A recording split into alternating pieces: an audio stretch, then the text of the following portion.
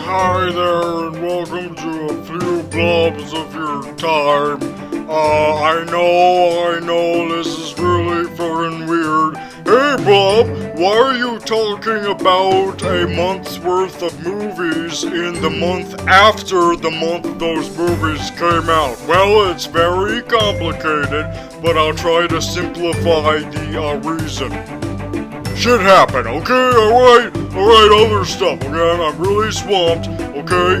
Alright, fine. There's a reason, okay? I'm still, looking around, trying to bounce back from what happened. And if you don't watch previous videos, there's my plug for my other stuff. Anyway, so that's why it's been a while. But yes, much like the previous month where I talked about the month in movies, and not just any movies that Graviton doesn't give a shit about, those movies, I've decided to, talk about this month's movies as well. Now, you probably noticed a theme with last month's reviews in that they were all kids movies because Graviton really hates kids. He just hates them to death. Well, hopefully he doesn't hate them to death because that would be really dark and fucked up. But yeah, he's not too fond of them, so he doesn't review those kinds of movies. No, he leaves that to me.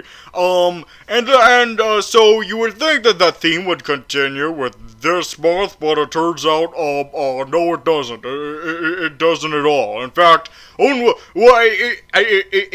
could have. I mean, it could have if there was if all three of them was kids movies. But as you probably saw, the last one completely fucks up that assumption that this was all kids movies. So way to go, me, for ruining that. But I have a good reason why. I have a good reason why the last one on this list is not a kids movie. And keep in mind that was never the intent of a few blobs of your time. It's not for me to give my opinions on any kind of movie, just the ones that it's not just to be about kids movies. No, it's to be about any movie that Graviton doesn't give two fucks about.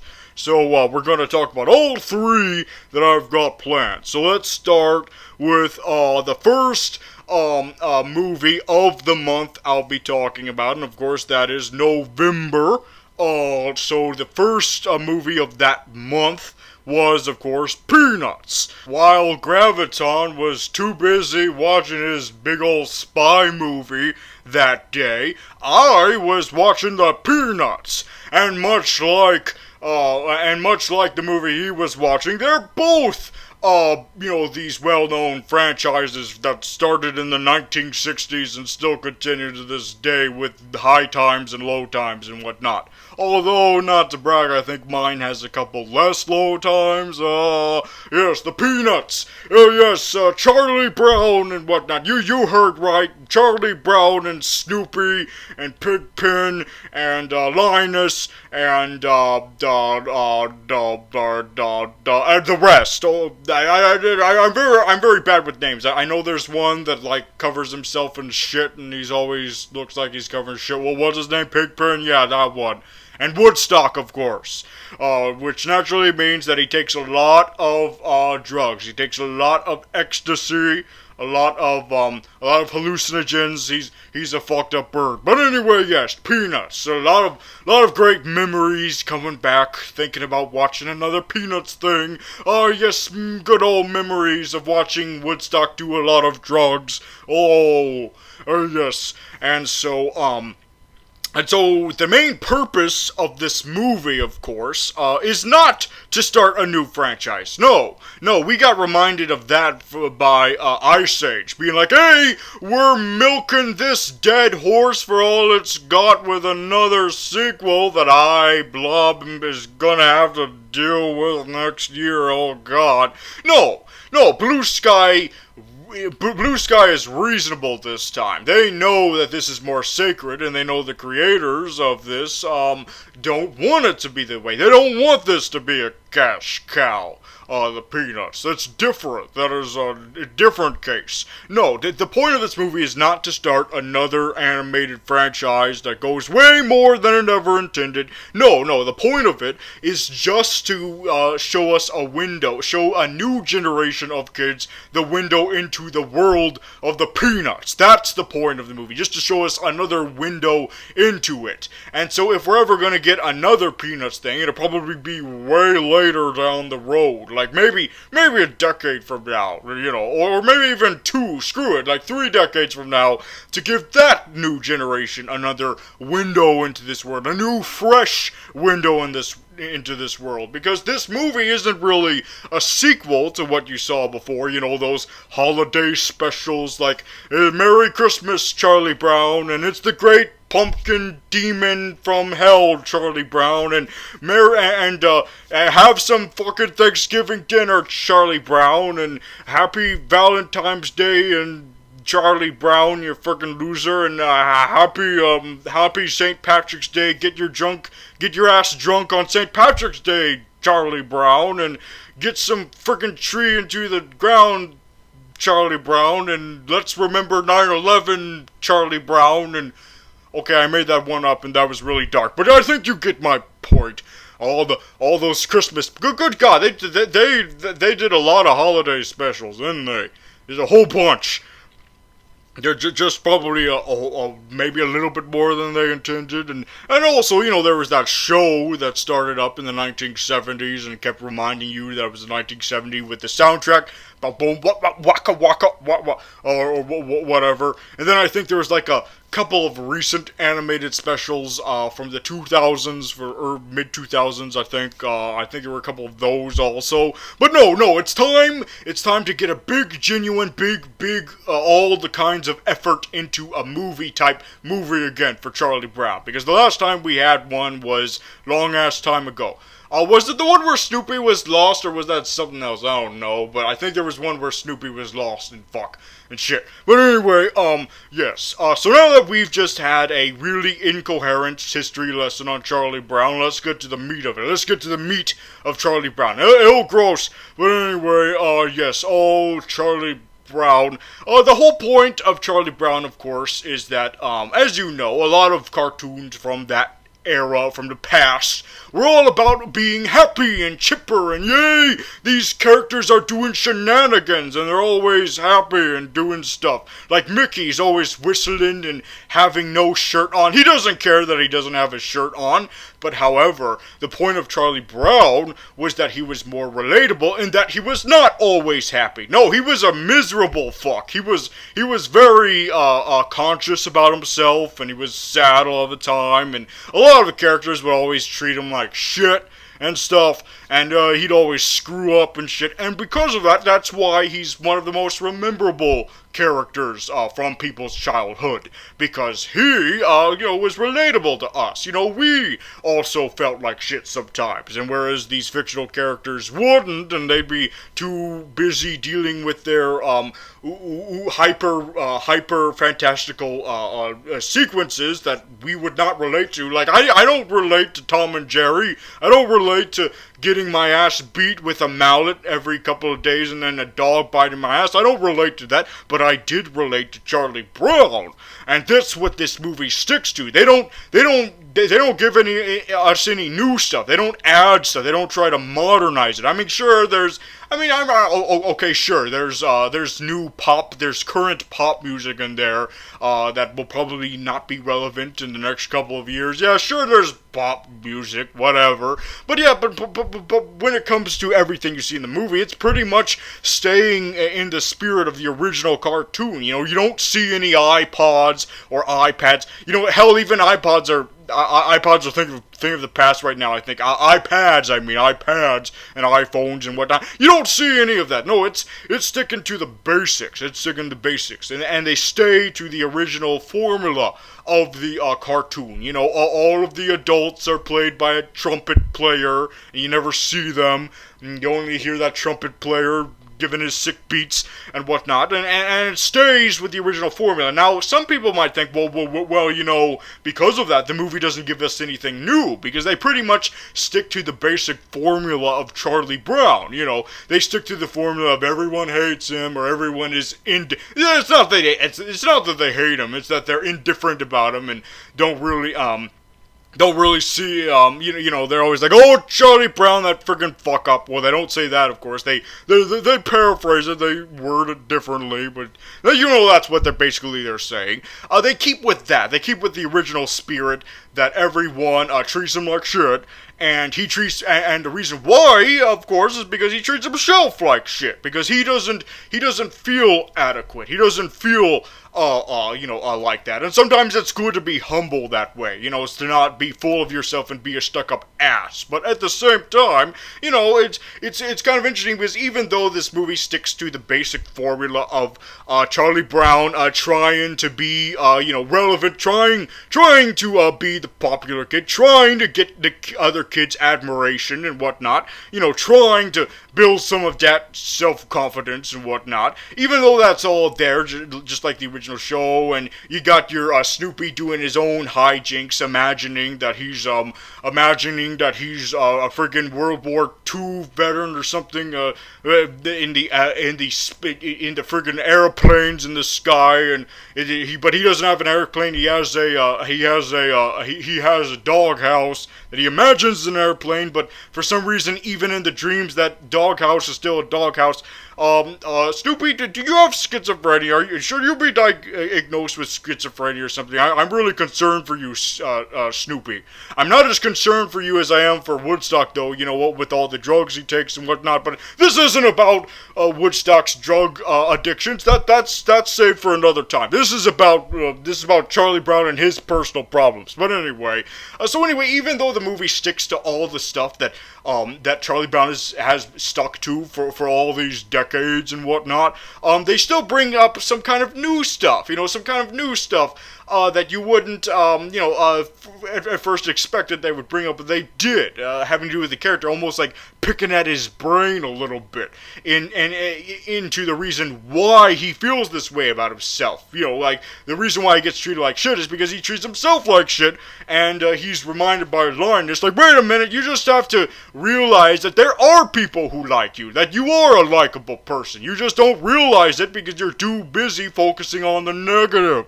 And you see, that's a great lesson for kids who are probably all emo right now and whatnot. Like, hey, maybe your life is a shit fuck fest because you let it be. You know, why not try to not let it be that? You know, go the extra mile and realize, hey, wait a minute, I don't think this would be as bad if I didn't let it be as bad. Now, of course, that's not the case for everybody. Like, don't quote me, okay? Don't take life lessons from a drawing of a supervillain, okay? Don't do that. Don't do that. A drawing of a supervillain on YouTube that's not even animated. What is wrong with you? But anyway, yes, and as I said before, the movie does not try to add anything new per se. I mean, it does add things in the way I just said, but and of course, the main thing that is new, I guess, is the fact that this is a CG animated movie, which, by the way, does not mean that the characters look nothing like how you imagined them before. No, they retain their original designs. They look exactly like how they looked before. The difference is that they're just three-dimensional now, and they are still drawn exactly the way they are. They still got their outlines and everything. The difference now is just that they've got texture now. They got like this fleshy texture now, but it's not creepy though. They realize, like, hey, if we do this, there might be a chance that they're gonna come off as a little bit creepy. So let's try to make them not creepy. And I believe they succeeded. And Snoopy's got his texture going on with his fur, and Woodstock's got his feathery texture going on a little bit, and they look great. Although now it's a little bit weird with Charlie Brown, because now that his hair is a little bit more realistic than before, it looks like he's got a giant pube coming out of his head, just a big ass pubic pubic hair, so that's a little bit of a downside, I guess, but that doesn't hurt the film, though. That's just my mind going straight to the gutter as usual. So that's more of my fault than theirs, though. But once you see it, you can't unsee it. You can't unsee the giant pubic hair on Charlie Brown's head. But anyway, so some people would say that because of that, like, what's the point of the movie then, if they don't bring anything new into it? Well, it's because it's a great it's a great window back into what made Charlie Brown so great in the first place. You know, all of this relatability and the shenanigans of Snoopy and whatnot, and the rules of the world that you can't see the adults and you can't understand them, because that's, you know, it's a whole kid's perspective kind of thing, and that's the whole point. And you get to see a lot of the characters come back and they have their own little moments. I mean, sure, not as much as you would maybe want for certain characters, like maybe you're a big Kingpin fan, or wait, did I say Kingpin? Sorry, Kingpin, Pigpen fan, or a big Pepperam fan, or a big, wait, did I say Pepperam? I meant Peppermint Patty. Well, wow, my mind is just going all over the place. A big Lucy fan, you know, or a big, the Black Kids fan. Sorry that I don't remember his name, but let's face it, everyone probably remembers him as the Black Kid first before they remember his name. Oh, Franklin! Sorry, Franklin! Oh, maybe they should have given you more of a personality.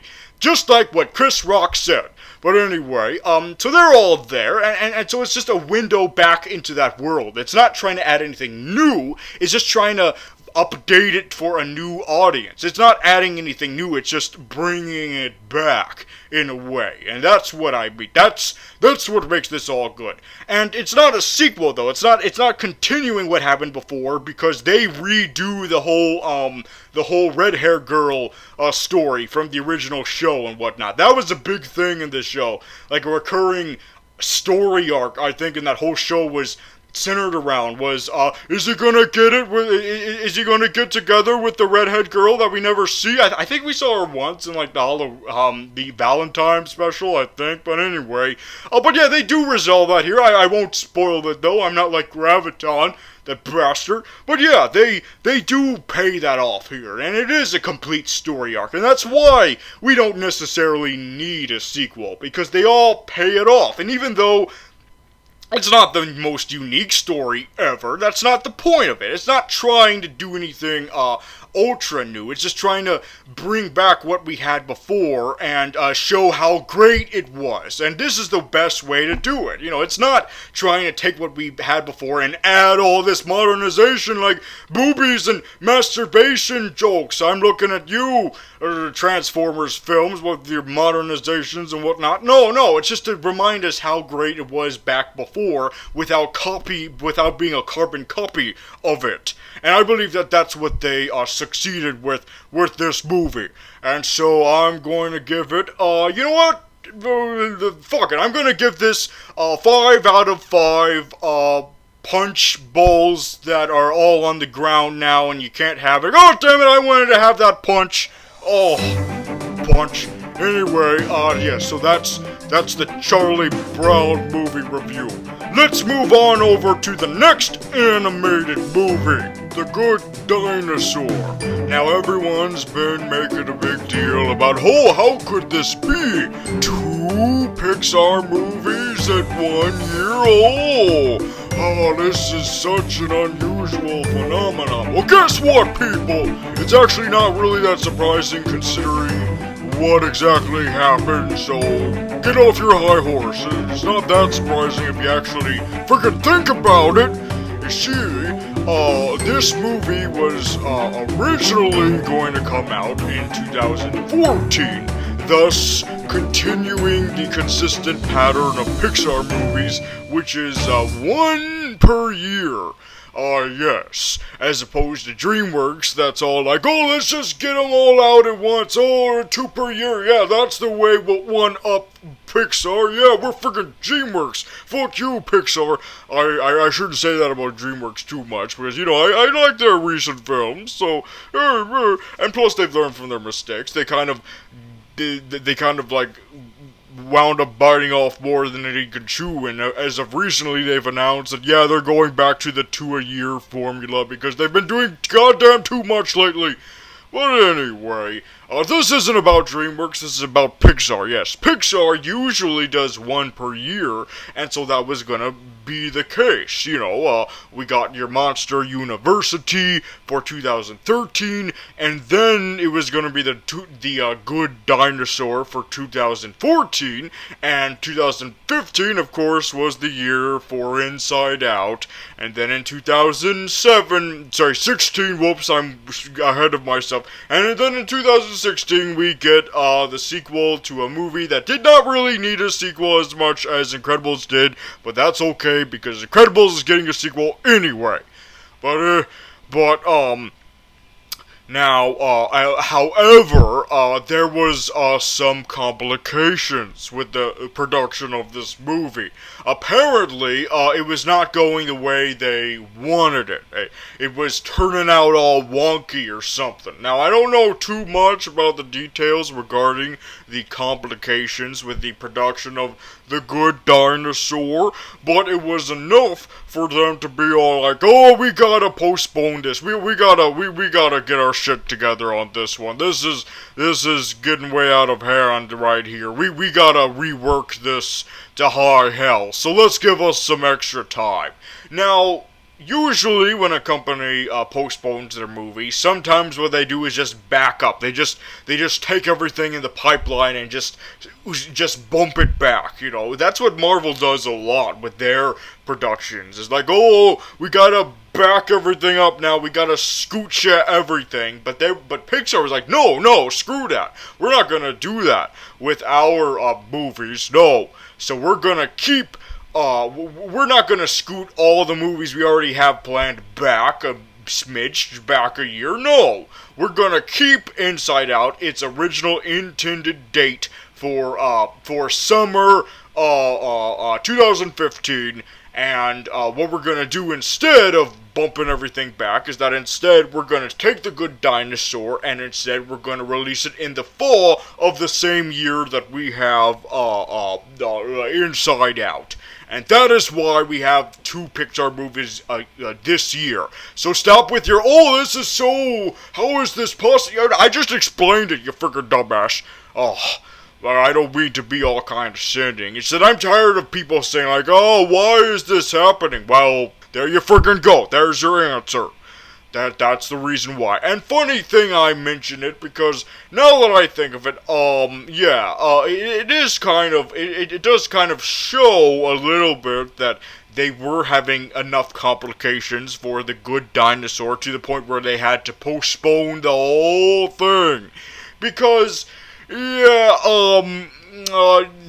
it seems that it seems that their efforts for postponing this to give it more time, to give it a little bit more polishing up, more sprucing up, may have not been enough because it is still a bit of a wonky piece, and I'll get into the details as to why. Now, to be fair, maybe it's because no matter how much you tried to spruce this up, you were gonna have some dents there regardless, and so maybe they should have just released this in 2014. But I'm getting ahead of myself. So The Good Dinosaur is a bit of a high concept type of thing, but Pixar has done that before. Now some people are like, "Oh, Pixar doesn't do anything original." That's not the point of Pixar though. It's not to do things original, it's to take classic things that you've seen stories of before, such as the sea creatures and superheroes and bugs and all sorts of monsters too, and a couple of more recent stuff, and take those concepts and do interesting things with them in a new way, basically. And that's what they did with Inside Out. And it seems like most of the internet forgot the point of Pixar, and they forgot what Pixar's done before because they were all like, it's too much like Herman's head, and blah, blah, blah. Well, guess what, guys? It did things that Herman Head did not do, so you're gonna have to live with that. You're gonna have to live with the fact that Inside Out did things that Herman Held did not. There. But anyway, but this isn't about Inside Out of Merman's head, this is about Good Dinosaur. So, what is the big original thing that Good Dinosaur did then? Since we've got a lot of talking dinosaur movies. We've got Land Before Time, and it's dozens and dozens of sequels. What else do we have? We got We're Back, A Dinosaur Tale. Disney has done this before. They've done a dinosaur movie before called Dinosaur, which is based on the Disney ride. Or is the Disney ride based on it? I don't friggin' remember or give a shit. But anyway, tons of others. A recent one was Walking with the Dinosaurs, except that wasn't supposed to be a talking dinosaur movie. It was just supposed to be like a documentary. And they were like, no, let's make this unwatchable for adults instead. But anyway, but that doesn't mean that this is unwatchable. But yeah, so they decided, you know what, the Pixar decided that, even though we've seen tons and tons of people before take a crack at the old animated dinosaur flick, we're gonna do it too, because that's what Pixar does. They take stuff that other people have already taken multiple cracks at, and they do it in a different way. So what way did Pixar decide on doing? Well, they decided to do it in a way where it's an alternate timeline, where the asteroid that destroyed the dinosaurs and allowed us humans to get the fuck out of the ground as little mice and shit and actually evolve into humans. Well, guess what? That asteroid did not hit Earth, but you already know that because you saw all of the advertisements that clarified that to hell. Anyway, yes, so it's in an alternate timeline where that did not happen. The asteroid did not hit Earth, and thus what happened was that the dinosaurs and the humans coexisted together. Wait a minute. Would humans really exist though if the dinosaurs kept living? Like, wouldn't that technically mean that instead humans wouldn't exist in the first place? We would just stay these little unevolved mice or something, and maybe we'll evolve a little bit more, but we wouldn't even get to monkey status, possibly. And to be fair, the movie kind of tackles that a little bit, but because we do kind of have a regressed version of humans in this alternate timeline, because contrary to how you assume this movie's gonna be, it actually does take place, I guess, in the present, even though it looks like it was just in the past, because after the asteroid did not hit Earth, it cuts to millions and millions of years later. So apparently this movie takes place in the present of an alternate timeline where the asteroid never happened. Because the humans do evolve to how they look like right now, and whatnot. They do look like how we all look like right now. By the way, I know I'm pissing off some Christians to high hell right now, but hey, bear with me, okay? All right, just bear with me, okay? Just be patient about this. God damn it. Anyway, whoops, I said goddamn it to Christians. But anyway, I shouldn't just say Christians. All creationists. I shouldn't be discriminatory about that. But anyway, what the hell was I saying? Oh yes. Okay, so good dinosaur. I just went completely off track. I don't know what the hell I was talking about, and now yes, now I remember. So the humans look exactly how they look before, so that's kind of a demerit a little bit. But hey, we're not here for science. This is from a company that whose biggest franchise is about talking toys. So why should I complain about scientific inaccuracies? But yes, so apparently what happened was, if the dinosaurs were not extinct, then that means instead of the humans becoming the primary species, the most evolved and most the most advanced of species, instead it was the dinosaurs that became the more advanced species. They're the ones that evolved over time, and it was the humans that were the animals. They stayed animals over time. In fact, just about all of the creatures that that evolved after the dinosaurs were continued to be animals along with the humans, and yet the humans are not naked. They have loincloths and shit. Okay, that makes no sense, but anyway, I understand why. It's a kids movie. This isn't an X-rated weird fetish where, oh, you want to see a little kid's thing? Oh, you friggin' asshole, what's wrong with you, you piece of shit pervert? But anyway, now at first I thought, wait, is this really the present? Because these dinosaurs didn't exactly, they didn't exactly get to the point where we are right now with our technological advanced race and whatnot. Oh, where you wouldn't even be able to see this video right now if it wasn't for this technology. Although this is definitely not the best example of that, but you know what I mean.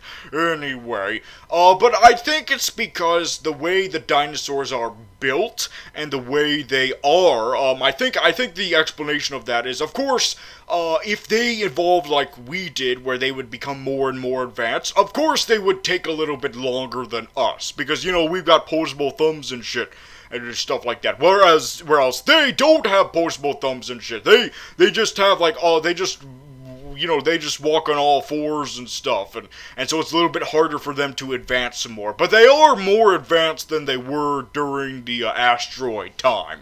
And so it is interesting to see, like, I guess if they continued evolving in the rate that we did, you know, they would be at a place right now, I guess, where they're still in the hunter-gatherer, not the hunter-gatherer, they've passed that, they're now in the agricultural phase, I guess, you know, where they're smart enough to farm and stuff, because this movie has brontosaurus farmers. Yes, brontosaurus farming, brontosauri, I don't friggin' know. So anyway, yes, so now this is probably the most interesting thing about the movie. I think this goes under the Avatar problem it kind of has. Now, if you're wondering, wait, am I talking about the shitty M. Night Shyamalan thing? No, I'm not talking about the shitty Shyamalama Ding Dong adaptation of Last Airbender. No, I'm talking about the James Cameron Avatar.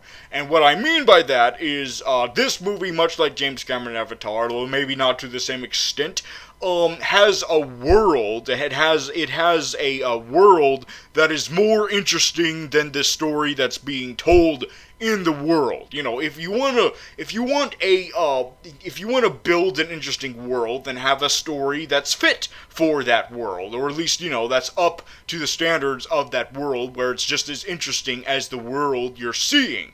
But if you have a story that's not that interesting, then unfortunately the world that you set this story in is not going to suffice enough for your mediocre ass story. And that, I think, was the case with Avatar, and it was the case with Jupiter Ascending, or whatever the hell that movie was called. In fact, I'm probably right, and I'm still not even sure. But yes, I believe that that's what's going on here with that. Is that the story is just not as interesting as the world you're establishing. You know, these dinosaurs that are evolved enough to talk to each other and communicate, and yet they're not evolved to the point we are because of their physical limitations. So that's why they're still at the farming phase of their existence, and this is all really interesting, and what I kind of preferred, if you're going to do this concept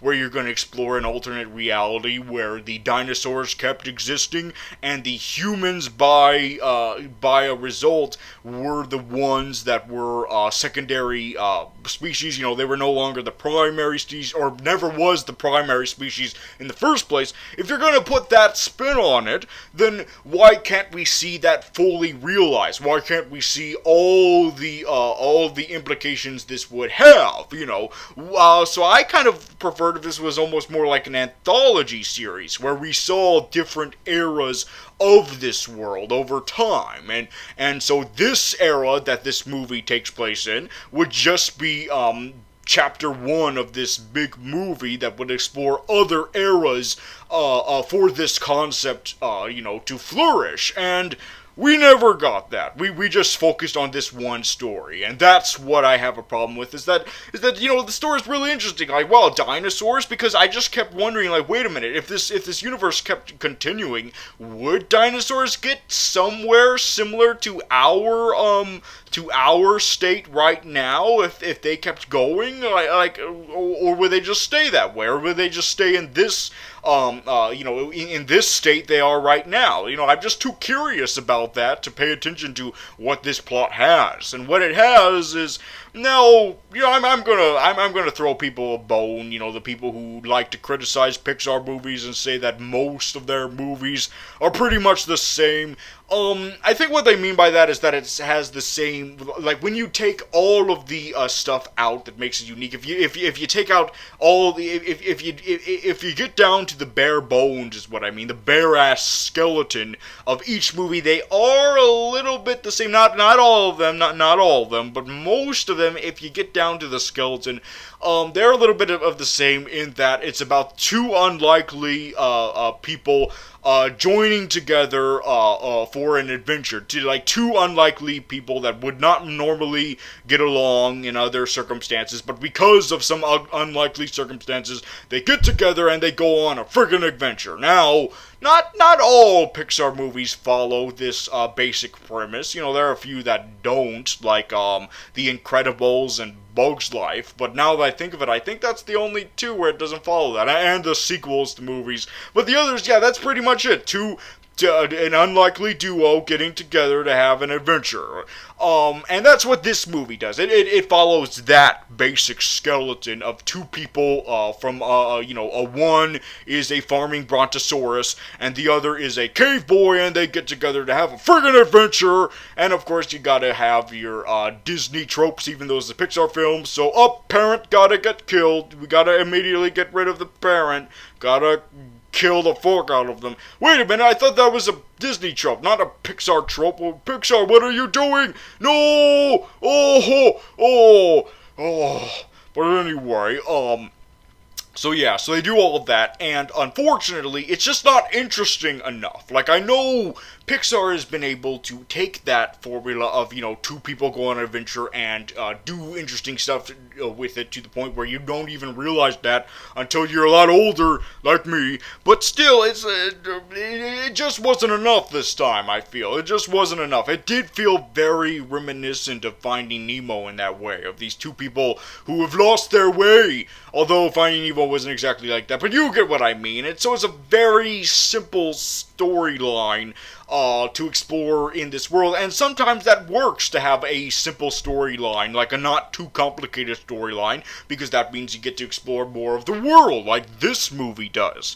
However, it just didn't work out this time. I think the reason why is they tried to emulate classic Western films. Not in a way where there's like cowboys killing each other and whatnot, although that would have been friggin' badass with dinosaurs, and cowboy hats with pistols and stuff, but there's no pistols and cowboy hats in this. No, what I mean by Western is like, old-timey Western movies with, in fact, without the cowboys, more of the adventure part where it's about farmers and we're not exactly farmers, but you get it. It takes place in the West, and it's more along the lines of a peaceful type Western, exploring the West, the West and all of its and all of its majesticness. However, because that's such a somber way of doing it, some people might feel underwhelmed by that, because, this is friggin' dinosaurs. Dinosaurs are friggin' cool and badass and stuff, and you're gonna do this peaceful, grousing through the land, exploring its majesticness and focusing more on that, or more on the scenery than you are on, like, the actual action going down with these badass monsters. They're dinosaurs.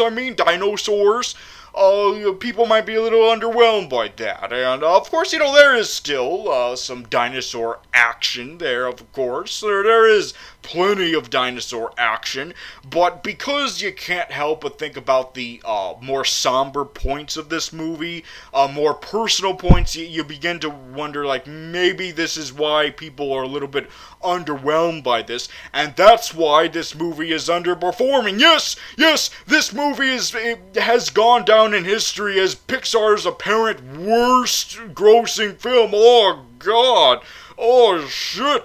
Oh, at least I think this is a little bit better than Bug's Life, but shit, I mean, Jesus Christ, it's like, this is doing worse than Cars 2? Like, at least this is better than Cars 2. This is a friggin' masterpiece compared to Cars 2, and yet it's the worst Pixar movie in regards to the box office returns. And maybe that was always going to be the case with this movie. Maybe that was always going to be the thing, because their way at going at it was just not something really worthwhile. Like, even though it's a unique concept, I'll give it that, it's just that the story they decided to go with wasn't that worthwhile. And this is why I think that maybe they should have put a little bit more effort in parts that they didn't realize they should have put when they decided to postpone this and put some more time. Well, apparently the more effort that they decided to put into it were not put in the right places, and I think it should have been put into the story.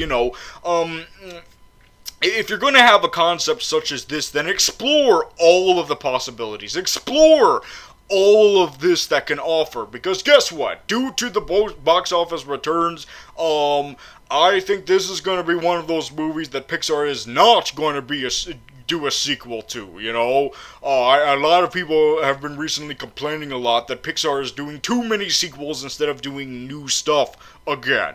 And I think this movie is going to ensure that, yep, this one's definitely not going to be a sequel, so there's one less sequel to worry about, but at the same time, the thing is, it does make you a little bit hopeful that maybe this means that, at least it means that there's one less sequel to worry about with this movie. However, it is a little worrisome, because maybe this might make Pixar think, oh shit, we did an original movie and it did horrible, no one frickin' saw it, just some fat guy in a dark blue muscle shirt saw it and no one else did, oh no. And so that's why I am afraid that they're gonna realize that and think, oh no, maybe that means that original films by us do not sell anymore. So let's just do sequels now. Let's just make nothing but sequels. Let's make Toy Story 14 and 15 and 16 and Cars 2827, and let's never do anything original again. Now, of course, maybe I'm being too worried about that, because we've got original stuff promised. It's just that a little worrisome that the only one in the pipeline that I know of that's original right now is Coco, which is going to be a Day of the Dead movie. Wait a minute, we just got one. Well, that was by another company, and like I said before, Pixar is known for taking types of themes that others have taken a crack at and do it themselves in a new way. It just so happened that the way they did this time with The Good Dinosaur was not really interesting enough to get people into the seats, apparently. But hopefully they learn from their mistakes in that they won't think, oh, that means we gotta make more sequels. No, what they should learn from this is that we gotta put more effort into our original stories, because sometimes this is gonna be our only chance. Sometimes, if you make an original story, you can't always be confident you're going to have a sequel. You're going to need to put everything you want, every potential thing concept you could imagine that could come out of this premise right in that first movie, because sometimes you never know if you're not going to be able to save it for a sequel, and I think that's the problem that this movie had. Alright, so because of my stern talking to this movie, I'm gonna give this 2.5 out of 4 really realistic bugs that did not have to be taken apart. Jesus Christ, I thought this movie was rated G. although maybe it's rated PG because of that, and also because of the hallucinogenic plums. You know what? Screw it. Instead of realistic bugs, I'm gonna switch it over to hallucinogenic plums, so that this movie seems a lot better in my mind. Oh, far out, yo. Oh, but you know what? Maybe I'm gonna bump it up to 3 hallucinogenic plums instead of 2.5, because it's still carry the Pixar tradition of tugging at the heartstrings just a little bit. Not enough like the last time, not up to the standard of the last Pixar film, Inside Out, but still reasonably. It was adequate in that regard. Maybe not as much as previously, but still, it's still tugging at the old heartstrings a little bit, albeit with some cliches. And like I said before, what they should do is, what they should do is take these overdone concepts and do things new with them. And a lot of the things they did here wasn't new with this concept. I mean, the idea of dinosaurs continuing to exist is the unique part, but then they put a lot of cliches into it, and including the way they tugged those heartstrings. So because of that, you know what? I'm going to take away that half of the plum. I know I go back and forth, but this is how I am, goddammit. Alright, I think I've done enough fighting with myself in this one. Oh, I need to finish this up with the last review of this video. And that is Creed. Creed is our last review to do here. Now, you guys might, like I said earlier at the beginning of this video, this is the one that kind of throws off the pattern, or the theme that I had, which was, kids movies, kids movies, yes, and this one kind of throws that off, because this isn't a kids movie, this is friggin' Rocky, this is for adults and whatnot, although kids can watch, I guess, but they're gonna be like, whoa, what's that? But anyway, yes, now the reason why I decided to get all Rocky in here is because he kind of hits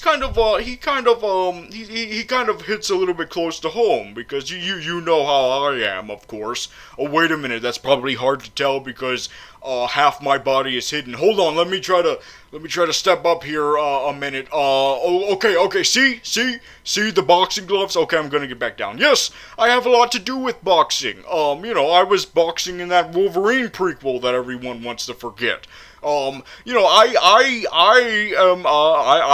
am a boxing pro, you might say. So that's why I've decided, you know what, this hits a little bit close to home, so I'm gonna talk about it. It's close to my heart, and so I'm gonna talk about Creed. Now, I'm not gonna get into too much detail like with the other two, and the reason why is because Creed is gonna come back into is going to be a subject that will be explored a little bit more in another video on this channel. Oh, what? Yes. So you're gonna have to wait for that, but it's gonna be very soon. I assure you, it'll be very soon. But yes. So but what I am gonna say is that if you were thinking that this was just another one of those cash-ins, another one of those cliched type ways to do another film, where like, it's gonna be another generation, like the next Karate Kid, like that kind of way, like they're just gonna send it to another generation. This is such a contrived, cliche way to make another movie. What is this, like the 7th entry in Rocky? I believe it is. Seventh Rocky film. And they're gonna do a new generation where it's the son of Apollo Creed, which Rocky has had some history with. But of course, like I said, we'll get into that more in another video from this channel, not by me, from someone else. But yes, now, you would think that, but however, So you would assume by the title, it being called Creed, you would think that this is more about Apollo Creed's estranged son, more than it is about Rocky. However, no, this actually has a lot of Rocky in it. In fact, it's almost just as much his story as it is Creed's. Like, this has a huge story arc for Rocky. Like, a lot of people might have expected Rocky to just show up to just be the new Mickey figure, but no, he's got a whole story arc in here. He's got his own shit to deal with in this. So it is just as much a sequel to Rocky as it is a spin-off to a new character. It focuses a lot on Rocky, and what they also do is focus on Rocky's importance to this new character, who they are focusing the other half of this movie on, which is Apollo Creed's son. So, so that's a pleasant surprise, that right there. And another thing is that it does bring to mind that in this world where you've got all of these where you've got these iconic, really famous movie franchises that people keep trying to come up with new fangled ways to have them keep going, to reboot them and whatnot, and do them over again in a new way. What Rocky decided to do was be like, you know what, we're going to reboot it, but at the same time, it's still going to be in continuity, because this is a new story just as much as it is sort of a reboot, because this is another underdog tale, but it's done in a different way. It's done in a different way where instead of the other underdog tale before, they're instead, you know what, instead of retelling the tale over again, let's instead explore another way to do the underdog boxing story. So instead of the way they did before with Rocky 1, which was about this low-class boxer up against this freaking superstar icon, instead of doing that type of underdog story again, instead they're going a different way, where instead of the underdog having to go up against obscurity and, lack of notoriety and, low mid-classness, or lower classness, I should say. Instead, what this new underdog is dealing with is not living in his father's shadow. Yes, a lot of people expected this to be about Creed's son following in his father's footsteps, but that's not actually it at all. No, he doesn't want to live in his father's footsteps. He wants to make his own legacy. He wants to be his own person, and that's what the movie is about, is that the underdog story is that can he be successful without relying on the fact that he is Creed's son. He wants to do it on his own. He doesn't want to continue his father's path. He wants to make his own path, and he wants to be his own identity. He wants to have his own identification, and for people to know him for him, and not as a continuation of his father's legacy. And so that is the underdog's story right there, and it brings it back to the original formula of the movies, which was, it doesn't matter who wins it. What matters is what your goal was in the fight. And, before the original movies, the big goal was going all, giving it all you got, going the extra mile. That was the goal. It wasn't about, it wasn't about, it was never about winning. It was about going, giving it all you got. And instead of repeating that, it's instead a different type of underdog story, where it continues to not be about winning, and is instead about making a name for yourself instead of the dynasty that you come from. Instead of just relying on that, being like, no, I can do this without the dynasty. I can do this on my own. And that's what this story is about. And so, because of that, I grant Creed. Let me see here. Is there any food in this movie? Is there any food in this movie? I mean, I know Rocky is a restaurant owner in this, and you know what? Screw it. I'm just gonna go back to classic Rocky. I'm gonna give it 4.5 out of 5 egg yolks. Yes. even though it has been scientifically proven that that is actually not healthy for you. So why the hell did you do that in the 70s, Rocky? That's probably why you've got spoiler alert now. Yeah, I don't want to spoil too much about what he's got now, but yeah. So that was Rocky, everybody. Sorry, not Rocky. Creed. That was Creed. Creed. Now you might wonder why I why I left out a half a yolk. Well, the reason why is because this movie does this really weird framing device thing that they rely on, where they show the boxers' stats when they introduce them, and I was like, what the hell? The Rocky franchise never did this before, but anyway, and I guess that's unique. I guess that's a unique way of going at it, but at the same time, it just feels too much like a Pokemon episode or a Digimon episode, where you're trying to identify the Pokemon so you can catch them, or the Digimon.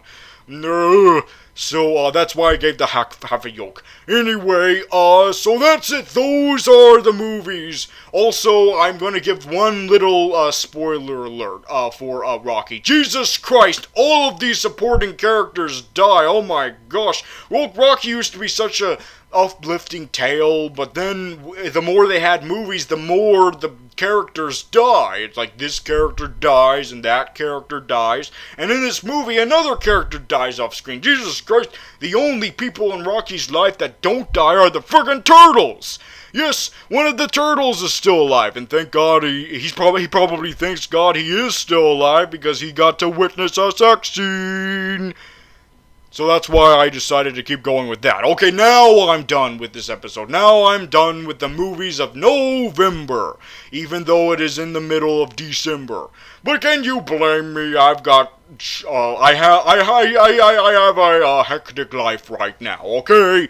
Alright. But that didn't mean I didn't want to do it. So yes, so those were the movies of November. And I'll see you guys in January, since we have the mediocre, bad dumping ground that is known as January for movies. But wait a minute, Kung Fu Panda's there. I like Kung Fu Panda. So, Kung Fu Panda. Yes. Now you're probably wondering why I have this attire on. Well, of course, it's because of the season, and so that's why I've got to get into my gift shopping, and I've also got to get back into the dating spectrum also. Got a lot of stuff on my plate right now, so if you excuse me, I'm going to end this episode now. Let's hear. Now, how should I end this? Because the Peanuts movie ended with a slow motion scene, and the Rocky movies are known for ending in a freeze frame, and I can't do either of those because this whole video is a freeze frame. Like, I don't animate these, so should I end this with like the opposite, where I am animated? But the guy who makes these videos isn't an animator. How is he gonna do this? Ugh. Well, I guess we're gonna have to get to the closest thing possible to animation. This. I'm moving around. I'm animated.